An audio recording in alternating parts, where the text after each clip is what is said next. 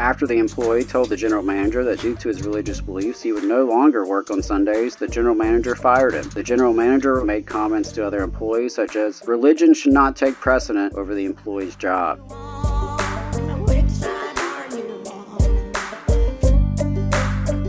Adam, you want to tell them what bosses were up to last week? I reckon I can, yeah. Let's start with some killers out in Oklahoma. An Edmond contractor with a history of workplace safety violations dating back to 2018, including 3 related to dangers in underground trenches, were found disregarding U.S. Department of Labor regulations. In February 2024, investigators with the department's OSHA learned a 61-year-old pipe layer employed by Gerlo Construction Company suffered fatal injuries when a 9-foot-deep trench collapsed at a residential work site near Shawnee, Oklahoma. The agency determined that the employer allowed their employees to work in an excavation without proper protections, including shielding, benching, sloping, or other devices. The incident occurred as employees worked below the surface to install an 8-inch water line. OSHA issued citations to Gerlo Construction for 1 repeat violation and 3 serious violations following this incident's investigation. Infractions included failing to provide adequate systems to prevent trench cave-ins, failing to train employees on how to recognize hazards related to excavations, and performing daily inspections to verify safe entry conditions for the excavation. The company faces about $85,000 in proposed penalties, an amount set by federal statute. Moving on to North Carolina, got a discriminator out there. Suncakes North Carolina LLC, a North Carolina-based company, and Suncakes LLC, a Texas-based company doing business as IHOP, collectively known here as Suncakes. Well, they're going to pay $40,000 and provide other relief to settle a religious discrimination and retaliation lawsuit filed by the U.S. EEOC, Equal Employment Opportunity Commission, announced by the federal agency. According to the EEOC's lawsuit, Suncakes hired a cook at its Woodlawn Road location in Charlotte back in January 2021. At the time of hire, the employee requested and was granted a religious accommodation of not working on Sundays to honor his religious observances.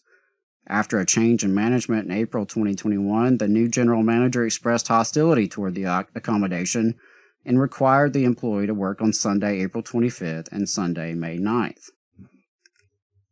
After the employee told the general manager that due to his religious beliefs he would no longer work on Sundays, the general manager fired him. The general manager was also alleged to have made comments to other employees such as, "Religion should not take precedent over the employee's job," and that the employee supposedly thinks that it's more important to go to church than to pay his bills. Such alleged conduct violates Title VII of the Civil Rights Act of 1964, which provides for religious accommodations in the workplace and protects individuals from religious discrimination and retaliation. The EEOC filed suit after first attempting to reach a pre-litigation settlement through its voluntary conciliation process. Under the 2-year consent decree resolving the lawsuit, Suncakes will pay $40,000 in monetary damages to the employee, provide annual training to managers on the provisions of Title VII, post a notice to employees about the settlement, and revise their current policies to expressly include protection for religious accommodations. The revised policy will be posted in all 17 IHOP locations operated by Suncakes in North Carolina. And finally, we've got out of Texas. Despite receiving warnings and citations for more than a decade, a Jacksonville pallet manufacturer's history of failing to protect employees from the risk of amputation continues, a U.S. Department of Labor follow-up inspection has found. Inspectors with the department's Occupational Safety and Health Administration returned to M&H crates in February 2024 and found lockout-tagout violations similar to those discovered during inspections in 2012 and in subsequent visits in 2014, 2020, and 2022. The company now faces $254,527 in proposed penalties. They had 1 willful violation and 12 serious violations related to unsafe machine operations, forklift drivers not using required seatbelts, fall hazards, workers not trained to understand or follow lockout tagout procedures to prevent sudden machine starts or movements.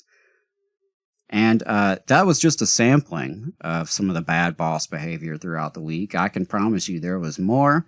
If you'd like to see more, you should sign up for our Boss Watch newsletter. You can find that at tvlr.fm. Definitely do that. You just saw a clip from the Valley Labor Report. We are live every Saturday morning from 9:30 a.m. till 12:30 p.m. And we pride ourselves on keeping all of our content free to everybody so that we can talk to as many working folks as possible. If you support the work that we're doing, you think that it's important, you think that it's good, then consider making a monthly contribution to the project, and you can do that on our website, tvlr.fm.